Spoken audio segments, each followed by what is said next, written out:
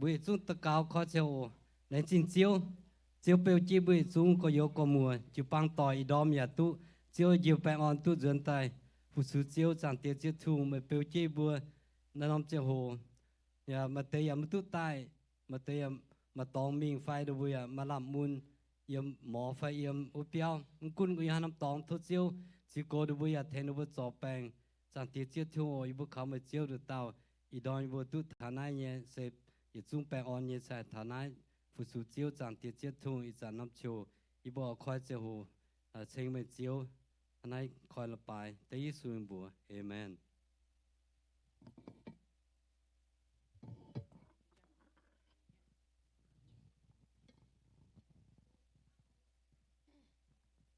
แปลงอ่อนดอมmày bữa giờ chung sao chỉ xin tôi nhỏ tam bữa y bữa bảo chung bữa nát bữa tôi ở bữa y bữa bảo hâm như tỏi bữa tôi quăng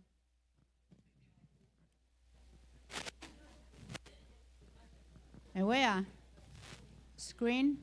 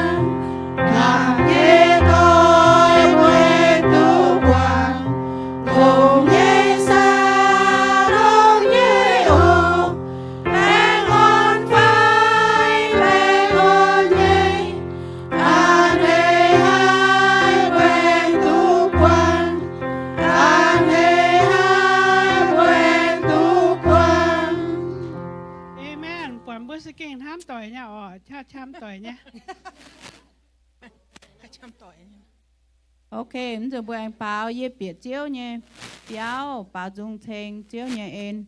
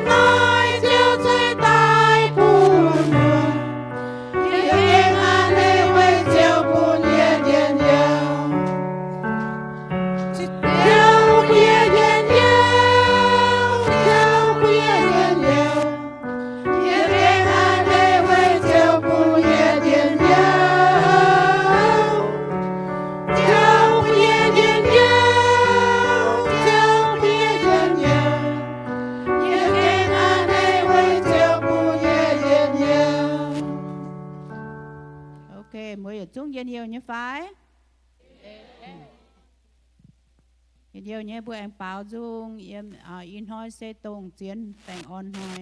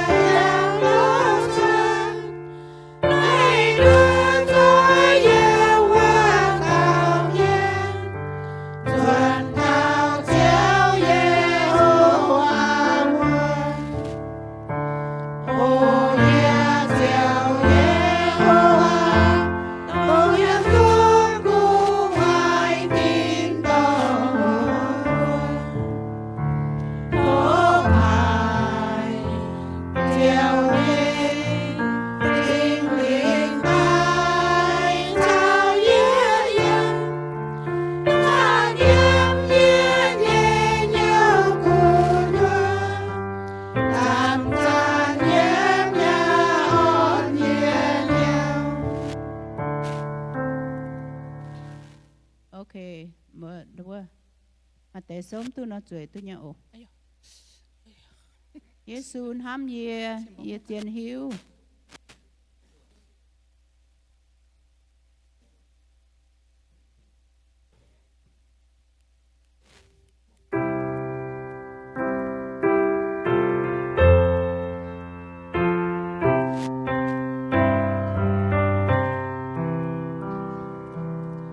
Hãy subscribe cho kênh Ghiền Mì Gõ để không bỏ lỡ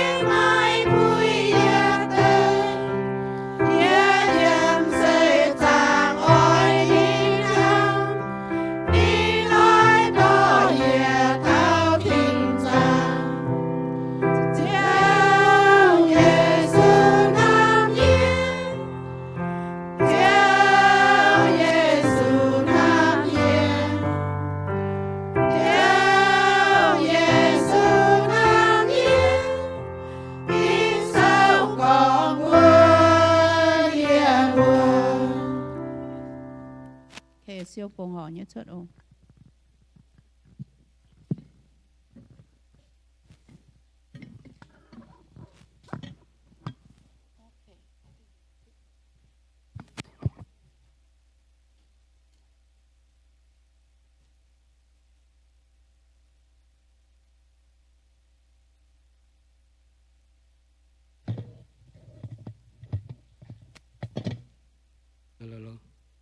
Hello, on đom ở sao nào có nên trang muốn nàng luôn thì hỏi thời giờแต่น้ำเจอว่าอย่าจุ้งกี่บางกี่ยิ้มจนตะกาฟงหอตะฟงหอเจ้าที่มีทิ้งตองเตียเจ้าทิ้งลงเจ้าสกิงโหให้เจ้ายิสูมันสกินน้ำให้บัวไหลจริงทิ้งลงไปดูกินเซลก้องบัวไม่สกินน้ำบัวเขาเรียนบัวน้อยบัวมาแม่งเจียงมาเจียเท้าบัวมาชาติเจ้ากงnhung nhung chúng chiếu như phu như vừa lại tin chiếu ở phu vừa mà biểu yếm nó nằm trong hồ như vừa như trận nằm trôi như vừa mà bài tòng tại yếm chiến chủ choáng như vừa lại tin ở chiếu như nói vừa rồi bài thảo đàm tin như vừa cấp tin cấp nhau phụng họ để tin nhàn duyên phun chiếu cho chiếu như công tô chiếu tổ chiếu như vừa lòng tổ hòm để tin nhàn để tô chiếu chạy phu phu vừa kịp bằng la lan ổ tôi hỏi phụng họ nhé lại tin chẳng thiệt tên Giêsu như bùa phụng hộ, Amen. Tôi ta giáo tếว่าบวมเป็นให้ยังโอไม่เป็นยังโอ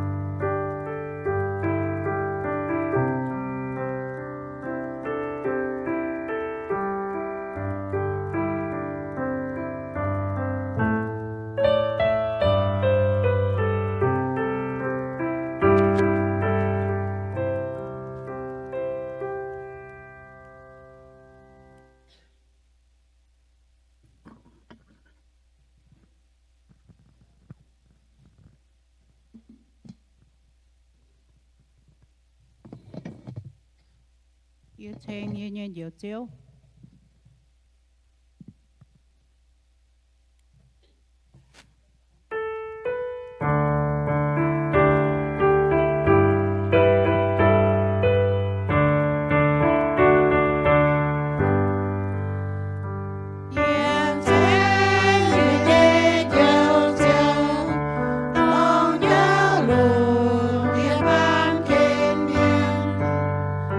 Tao tao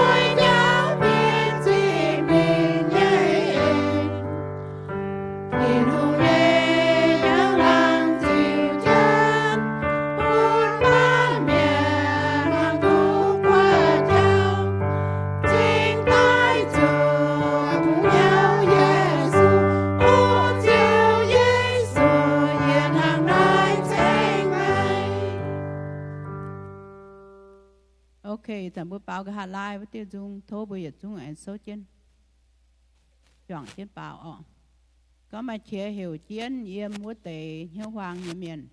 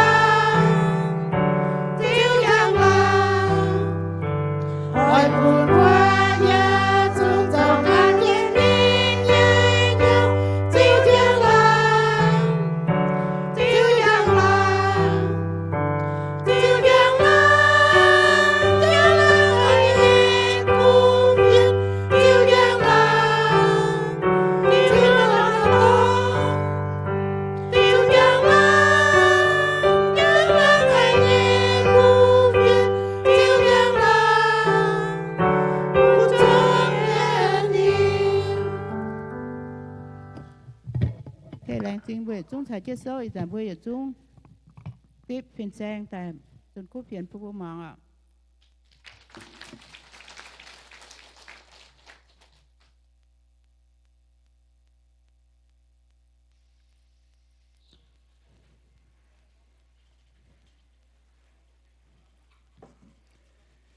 Bạn ở đó anh hãy ít chip buổi chiều nhưng mà tối em cố em phát biệt đặt trên buổi chiều thiên hùng anh hãy ít phải anh hãy ít số con amen trên thiên hùng. Welcome everyone, brother, sister in Christ. Thank you for you be here this morning to worship our Lord. Lại chính buổi chiều sẽ kinh lông hải yếm mang về buồn bữa y đom buồn bữa chết rồi na ta chuyện nhiều anh hãy phải bữa chiều look down to you as you're smiling. That means you're happy to be here, right? Amen.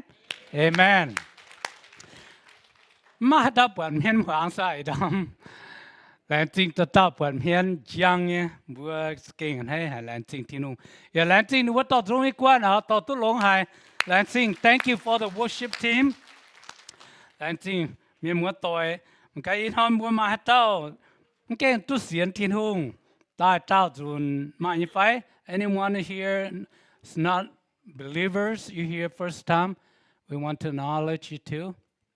My family mua tôi, hát tao cũng kén tôi xếp bữa thiên hùng ta tao chun, là tôi ta ya bữa hắn ai bữa tôi ta liu bữa giờ là sinh thiên hùng, nó sẽเป็นbữa béoเป็นbữa tòng, bữa anhให้xếpคุณhắn用面hắn xét面bữa anhให้xếp dình, dễ phải, amen, amen.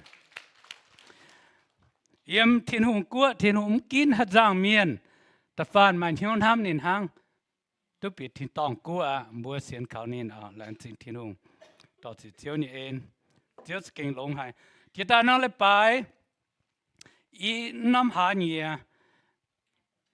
ý con thảo tây như cháu tiết nó là bài bên tây tự nhiên nó là bài con thảo tiêu su yếm trên giang hồ muốn chủ tây in hỏi ý con thảo sẽ bên Zanc-Zanc Daux Gaux the persistent prayer muốn mang thảo tổ kinh sâu sẽ bên chiếu su chủ nhất tổ yếm bùng ai but on the Sermon on the Mount, Jesus' famous message, Jesus delivered to the Israelite people. Ni wa bong ai tun to, that se pen ma thai so, tam chang to lo chang to thiet chang, bua yem kin so, tiu su su ni to, kong ye wa, mai yen ye hai. The Sermon on the Mount, Jesus delivers to his people that Matthew chapter 5, 6, 7. Today I'm focused on 7. Bua mang thao Giêsu có nhưว่าbua tự yết bua chơi tự nhẹ bua giả chơi chân thao tập phàm thôi in hỏi con thao bên bua kịp ba miền chiếu Giêsu có nhưว่า hiểu bua xiên Giêsu miền bua sự ta cáo chân ta cáo sẽ mà hiểu ở lại bún thao bua. Christian brothers and sisters, we need to pray in our life. We need to constantly pray. Jesus talked about that three way that you can pray. Talk about in the Bible. We're going to read. It's talk about ask and seek and knock. Hệ bua kỳ tù miên bua ta cao như chẳng hồ mà bua nhung Giêsu con thảo hệ bua chủ thô ở chủ lò ya chủ ngang bua bằng thảo in họ kinh sâu ở chiếu là chính thị thu chiếu mới thực hiện long hải bui bua tu cấp chun yếm chiếu như béo chiếu như dầm hiền thành bua chiếu như bua thiên hùng thâu chiếu như sinh linh cho công yếm như bua la miên hiếu ya thâu chiếu như sinh linh cho tôm phin sang tỏ ye đom là chính trạng địa tên chiếu su như bua. Amen.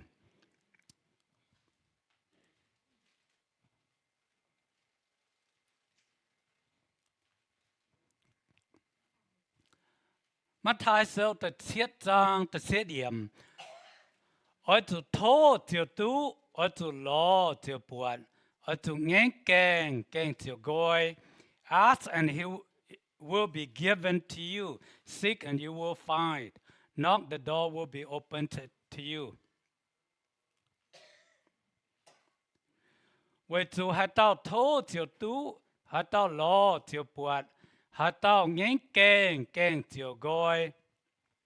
For everyone who asks receives, the one who seeks finds, and the one who knocks, the door will be opened. Tổng tế ý ẩm kinh sâu ở bốn mạng thảo tự yết kinh. Chứ sư con như hòa. Tự yết nhung bố con thảo ở sự thô nó chiều hòa.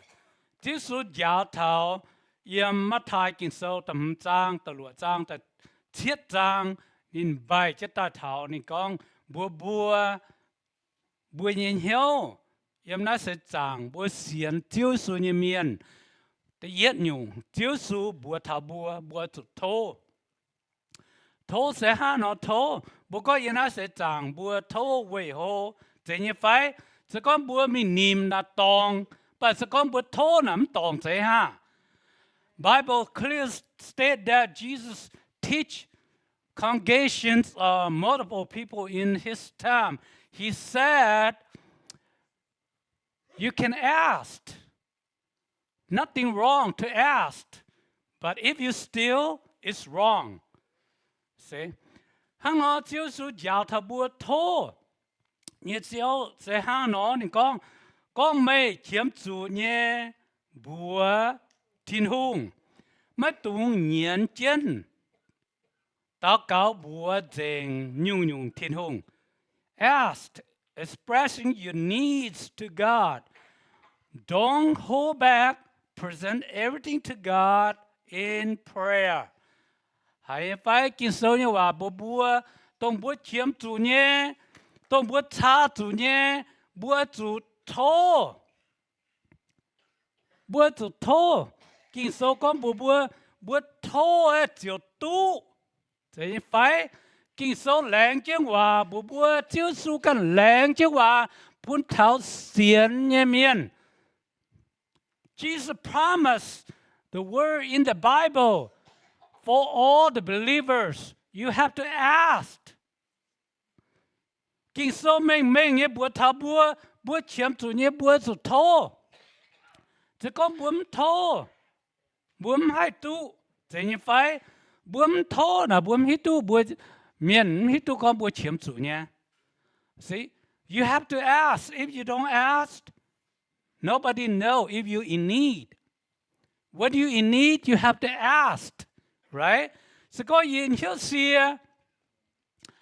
xìa, yên mi lo nhận, na yên ở chỗ thô mà cả hát tao mai, yên chỗ thô, hàng bố mà thằng đó yên giáo giảng Iu-Mien mà tới mà biểu yên bữa hiếu như phải. For those people homeless that stay out the street, those people they are hungry, what they have to do, they have to ask, right? Tông tới miền như đó cho hết là nó vẫn hiếu xìa là nó vẫn nó chỗ nó vẫn chỗ thô xin ta hạt tu ở mà chia dùn bạn nhé nó vẫn hiếu xìa ta phía tây ta nãy như con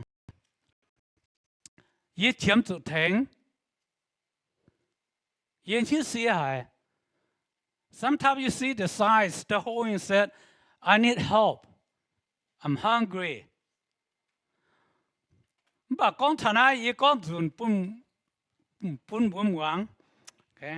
Mà dùn nó thô nè ý chẳng tự ý mãi tu chúa nhé. Chúa mãi tu chúa nè ý cho nằm chúa bùn này nè hoàng gón nếm lộn á. Thế nên ý bà này có này in need, hungry nè. Ý mãi tu chúa nè. Ý bà nằm chúa nè ý cho nằm bùn này nè hoàng gón nếm cấm lộn nè. Vậy tìm lộn ý con mấy bài con mình hết xìa ý bún mấy nè nè con no I need money nè nè con I'm not hungry I need money yên hiếm xìa chiếm chủ nhàn ý con mấy lộn nhàn sở nhung nè con ô nhiệm hàng代表khâu hành hết xìa rồi màn hàng bún với nhàn ý con ní tổ nát rồi nè con đem lộn nè ý con mấy lộn nhưng mà lộn bớt xìa nè có bị mai nè bún tiếp đòn nè có yếm mai ô tiếp đòn nè cha hả ý đòn nè yếm mai nhé bà tiếp đòn yếm mai nè nè có ý đòn nè lồng nhé nè sẽ bố con thảo thô nó sẽ mai chỉ dùng bố thô yếm thiên hùng dầm hiền thiên hùng hít tu nhé bố chiếm chủ nhé nằm bà chỉ dùng sẽ con bướm con thiên hùng hiếu nhé lọ thiên hiếu tu bố là lan miền chiếm chủ nhé bà bùi như chiếu thiên hùng nè nên ỏi bùa thô thằng nín là nên kinh bùa nè nha bố sự chẳng thao God our God He know what you need even you haven't asked He know already but you need to ask Him He will give you and bless you chẳng cho bố thô như cháu sẽ hả này tên nhé Chúa Giêsu con thảo bữa tu lo long deng hiếu lo mấy bữa lo ye ở tu long deng hiếu lo tu lo tu buồn ye là mi so như tu Chúa trang tu phạm yểm hăng nai con ở nè con seeking with all your heart you will seek me and find me when you seek with all your heart Jeremiah 29:13. Sẽ Chúa Giêsu con bữa lo nín, na bữa tu long deng hiếu lo. Bữa hiếu phải long deng hiếu lo na, chạy là quay lo, chạy là quay走nha. Bữa lo thiên hùng na bữa tu kinh ở tu long deng hiếu lo, mình như chiếu thiên hùng. When you come to God, you have to seek with all your heart. Amen. Bướm chạy, in họ bướm ta này, bướm chạy là quay tai, chạy như phải. Bướm ta này, bướm kinh lồng dành hiếu tai.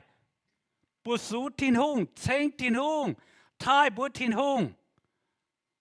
Why you came to church this morning? You came because you want to worship God wholeheartedly.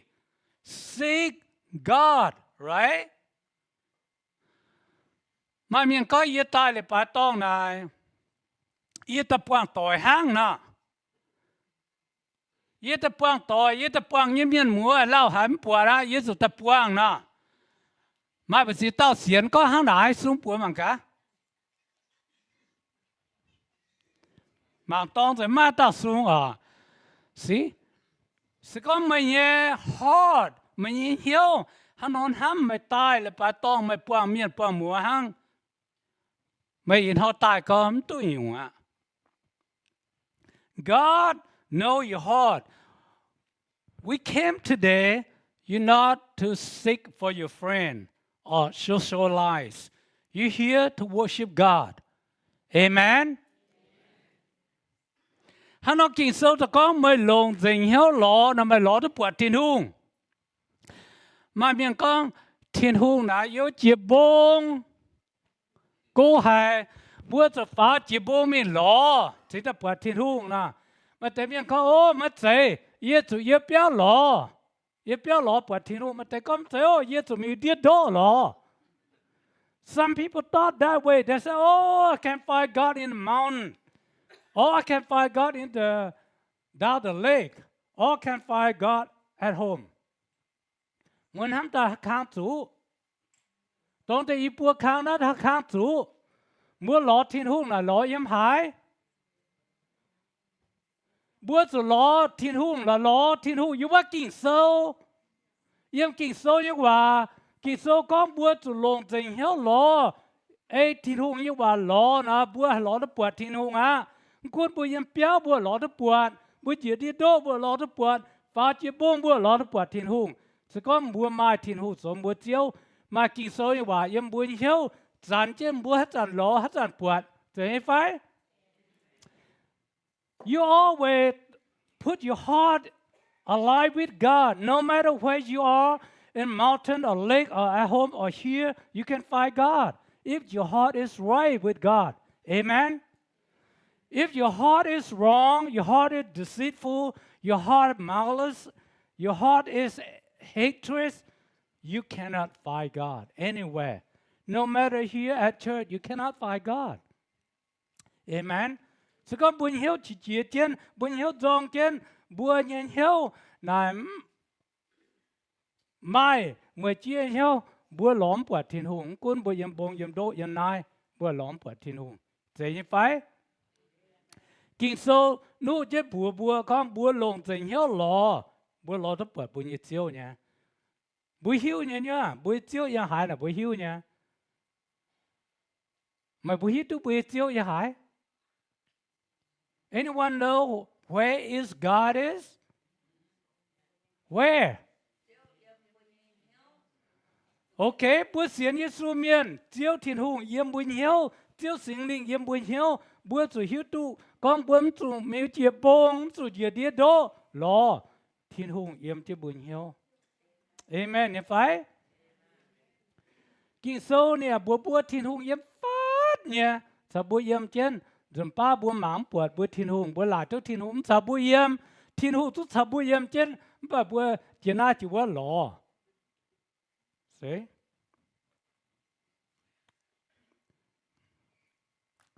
Tập phàm kín có chụp ngang keng, chiều gọi, tu biệt thảo thiên hùng, nghe dầm hiền.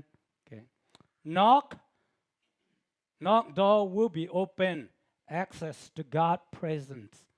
See? Nói sẽ chiếu su con như hòa, chiếu su con bữa su thô, ở su lò, ở su ngang, buông ngang, sẽ hát nó ngang, buông ngang đó keng, phải ngang hải. Ý số trên dùng chơi này, kỳ số bùa, sẽ có bùa sẽ kê, diệp xua nhé, thô, diệp xua nhé lò, diệp xua nhé ngang. Bùa trở hai mình rất thảo thiên tòng của. Bùa con như hòa, bùa tạo cao như hòa này, thảo thiên hùng cứu thông, bùa như hòa là mình thảo thiên hùng quá.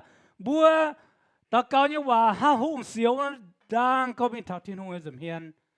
You see, God promised, Jesus promised, you have to ask seek, and knock. If you pray with genuine heart, your prayer will like burning incense, aroma to God. See, open the throne to God. Open the heart of God. God will open the throne. God can hear you pray. Thiên hùng, hi tu buồn nhẹ, chỉ có buồn hiếu, họp thiên hùng, buồn hiếu chủ can thiên hùng. Mày, nghe keng chiều gọi á. Keng hắn nó gọi, thiên hùng khó gọi đi luôn keng. Bữa con như vậy là mình thảo thiên hùng ấy dùm hiền. Mai, buồn mai màu, mai dòng ghé chủ. If your heart alive with God, no matter what you pray, go straight to God's throne. Nothing can block you like ceiling, crowds, anything cannot block you. Sự con bùa mai nó nhung hiếu, ta cáo mai tiếp chúa nhìn hiếu. Bữa ta cáo là kênh gói mẹ nhá. Gói thảo thiên hôn dùm hiền. Bà sự con buồn hiếu chia nhé. Bữa thảo kênh khlau, nghe kênh bà miền hít tu, yô thiếp mạng, tông tao tổ trả miền thảo nè nè. Hẹp miền ra dấu, miền quân đi kênh á. See, look at it, it's a bad guys. Come and knock the door, you look at the little outside. So, oh, that bad guy. I better call police. See? But it's got my cool miên, thảo nóc keng na. Miên bảo, oh, na, nhé có yếu ni miên lỗ miên nha. Na, ni khó keng thuốc biệt ta. Thấy như phải? Same thing when you talk to God. When you pray, talk to God, God see you. Are you have good intention or bad intention? If you have bad intention, God says, no. Close the door. If you have genuine heart, you're alive with God, you pray, go straight to God. God's opened the door for you. See that Jesus promised Sermon on the Mount for whole Israelite people. And today, even God opened whole door for our congregation. Jesus opened whole door to the world. Lan miền hải tu, Chúa Giêsu khó chẳng kèm pu Israel miền, Giêsu khó chẳng chéo pun bua kiêu pang pun lùn địa miền, lan miền, bua màn hiếu, ngang thiên hùng cái kèng, bua chủ hải tu thảo biệt thảo thiên hùng giờ miền, bua xiên Giêsu miền, bua chủ chẳng chéo, Chúa Giêsu pun chế bua mai phật dây, cái, bua lan miền, xiên Giêsu miền mai phật dây, hải biệt tu thảo thiên hùng giờ miền. Every believers, God give you a key. You can have access to God's presence. Mỗi xiên như phải. Mà tên bữa thiên hùng pun trên bữa Phật dây, bữa là mất lộn rồi chứ đã đau nha. God là Phật dây, thiên hùng Phật dây sẽ tổ nhóm kinh sâu như hòa, mỗi hiểu nha. Bữa chủ lộn kinh sâu như hòa, chủ hoàng kinh sâu như hòa, chủ hoàng thiên hùng như hòa. Mày bữa bên Phật dây, khói tôi lùng kèng gọi à. Chứ con thiên hụt bún chứ kinh sâu, bún chứ Phật dây, bữa lùng tại không ngám chứ kinh nghĩa. Kèng mà khói chắp bộ, hả nà, hả ta khói kèng bún mày bía. Look at that, that is example. God gives you a keys, that in God's word, the Bible. So when we have God's word, that's the key. When you pray, you talk, heavenly open for you. Like, for instance here, he has a key, but he doesn't know how to use it. He stand outside and knock. He can get in. Chúa Giêsu con, hát tao thằng nghe kèng cho gọi bùn mày. Sẽ bùn xiên Giêsu miền, lan miền thiên hùng bùn chết bùa mai. Nó nhung lấy, mai lấy sao thiên hùng con tu hòa tu. Mai lấy thô tu thiên hùng, mai lấy ló tu thiên hùng, mai lấy ngang tu thiên hùng kèng. Một xiên này như vậy. You need to obey God's word. You need to follow God's word. God give you access in your prayer. That is the key to go heaven. Amen. Good. Mỗi mà cặp bùa kín như cháu in hai bùa con như vậy nè, tự yết kín bùa chủ hắn nói ta lống, cha mang mấy căn, ta cáo như mèng, mấy chiến như thô lò, ngang phải. Nó sẽ tự yết nhung bùa lô lông ham ổ. Cha mang mấy ta cáo như mèng, mấy chiến như thô lò, ngang phải.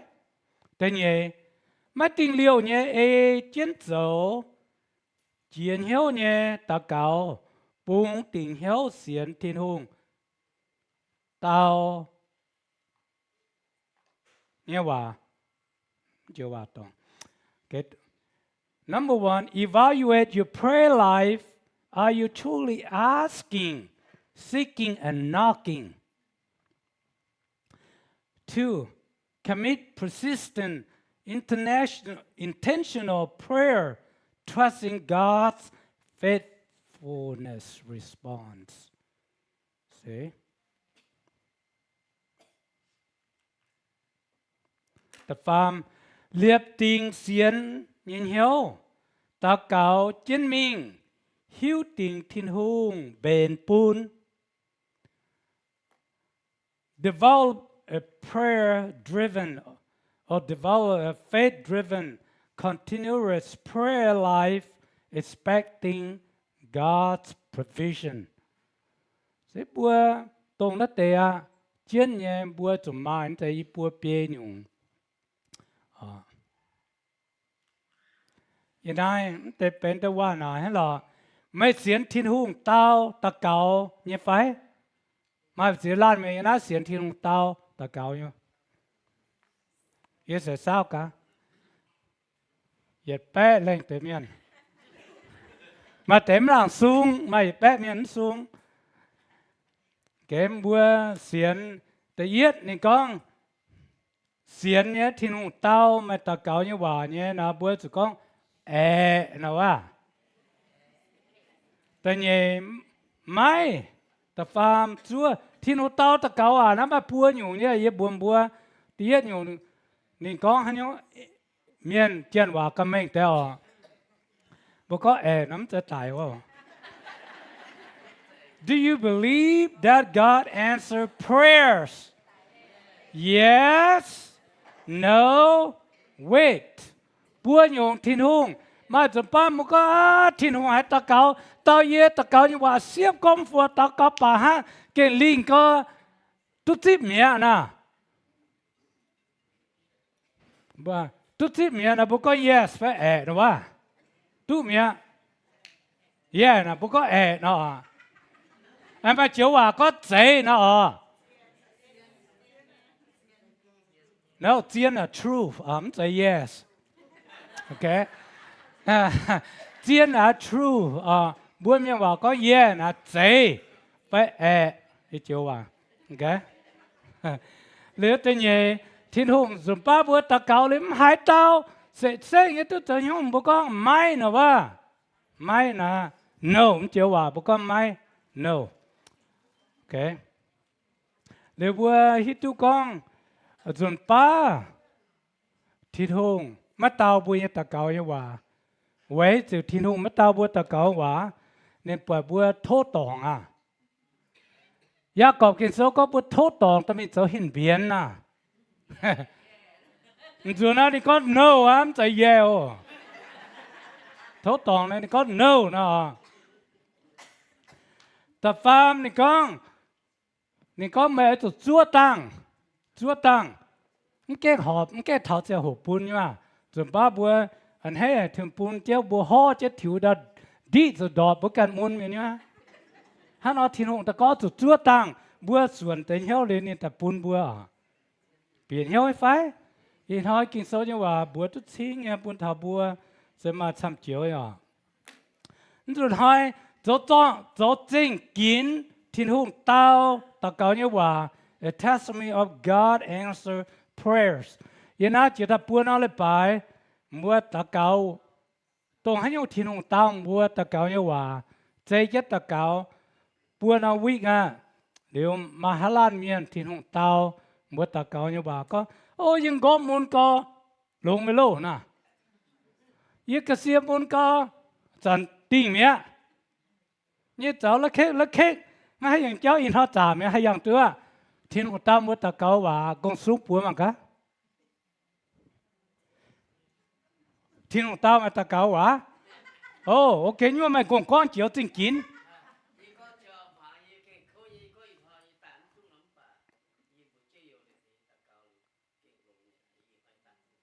โอ้เอเมนทีนหูเก่งเสียบเนี่ยตะเกาเมันก็ yes เนาะเจ้าว่าทีนงเต้าเนี่ยตะเกาว่าเนี่ยนี่ตู้ยิล้านเนี่ยตัวจริงกินอามาให้เต้าม้วนแต่ซ้ำๆโซ่เนี่ยว่ะทีนงเต้าเลยมันแรงไปอ่ะ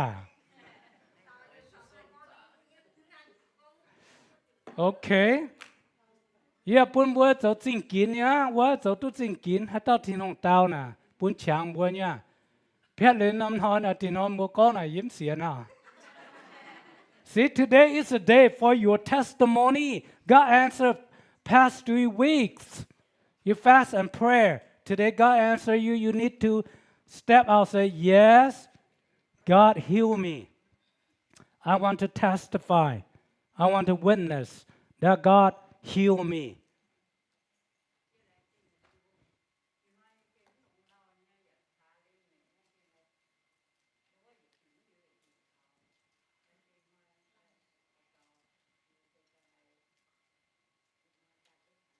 Oh, okay. Đúng ạ. Là chính là tổ à.